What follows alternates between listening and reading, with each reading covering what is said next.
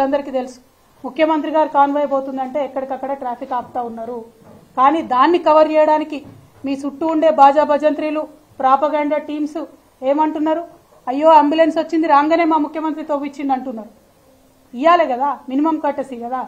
చెప్పిన మాట తప్పి ఉల్టా ప్రాపగాండా చేసుకోవడం. కేవలం ఈ ఒక్క విషయమే కాదు, కుటుంబ పాలన అంటిది. మరి వాళ్ళ అధికారికంగా మీ సోదరులు కొంతమంది జిల్లా రివ్యూలలో వేదిక మీద కూర్చోబడుతుంది. ఇంకా కొంతమంది సోదరులు వేరే వేరే నియోజకవర్గాలకు ఇన్ఛార్జీలు ఉండబడుతుంది. ఇంకా కొంతమంది సోదరులు ఏమేం పనులు చేస్తున్నాయో ప్రజలందరికీ కూడా తెలుసు. సమయం సందర్భం వచ్చినప్పుడు తప్పకుండా అవన్నీ కూడా బయట పెట్టడం జరుగుతుంది.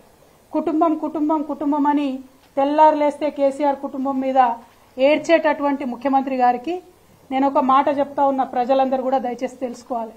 ఇవాళ రాష్ట్రంలో కాంగ్రెస్ పార్టీ నుంచి 22 కుటుంబాలకు టికెట్లు ఇచ్చినారు. 22 కుటుంబాల నుంచి అధికారికంగా ఏదో ఒక పదవిలో అభ్యర్థులు ఉన్నారు.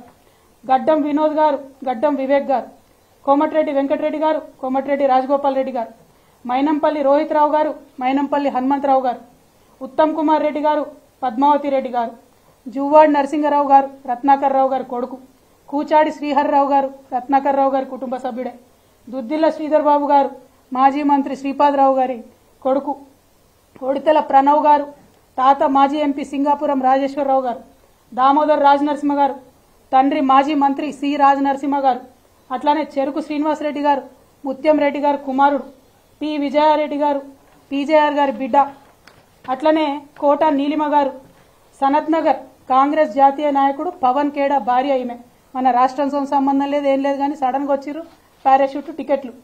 చిట్టం పర్ణికారెడ్డి గారు, మాజీ ఎమ్మెల్యే నర్సిరెడ్డి గారి మన్మరాలు, కూచుకుల రాజేష్ రెడ్డి గారు, నాగర్ కర్నూలు దామోదర్ రెడ్డి అన్న కొడుకు, కుందూరు జైవీర్ రెడ్డి గారు, నాగార్జున సాగర్ జానారెడ్డి గారి కొడుకు.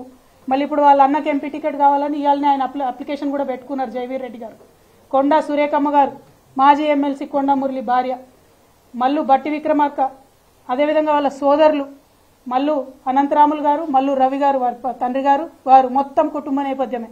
ఇవాళ మల్లు బట్టి విక్రమార్క గారి భార్య ఖమ్మం ఎంపీ టికెట్ రేసులో కూడా ఆవిడ ఉన్నారు. మరి పట్లోళ్ల సంజీవ్ రెడ్డి గారు, మాజీ ఎమ్మెల్యే పట్లోళ్ల కృష్ణారెడ్డి గారి కొడుకు, మదన్ మోహన్ రావు గారు, వారిది కూడా కుటుంబ నేపథ్యమే. ఇట్లా ఒక్కొక్కటి చూసుకుంటూ పోతే గిన్ని కుటుంబాలకు మీరు ప్రోద్బలం ఇస్తున్నారు. ఇన్ని కుటుంబాలకు మీరు పోటీ చేసే అవకాశం ఇచ్చిండ్రు.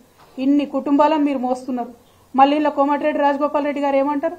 మా అన్నకు మంత్రి పదవి ఉంటే ఏమవుతుంది, నాకు రాదా మంత్రి పదవి అంటారు. మీరు మా మీద మాట్లాడే అర్హత మీకుందా?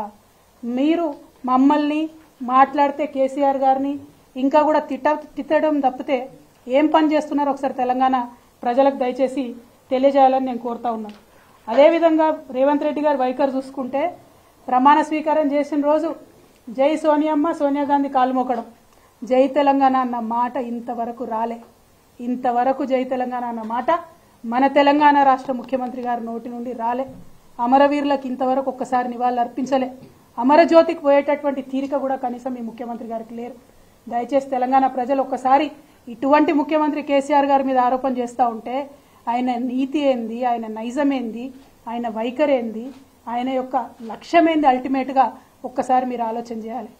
జై తెలంగాణ అనడానికి తీరిక లేనటువంటి వ్యక్తి, అమరవీరులకు నివాళులర్పించడానికి తీరిక లేనటువంటి వ్యక్తి ఆంధ్రజ్యోతి పత్రికాధిపతి ఇంటికి పోయి ముఖ్యమంత్రి హోదా మర్చిపోయి ఈయన వెయిట్ చేస్తాడు, ఆయన రాడు.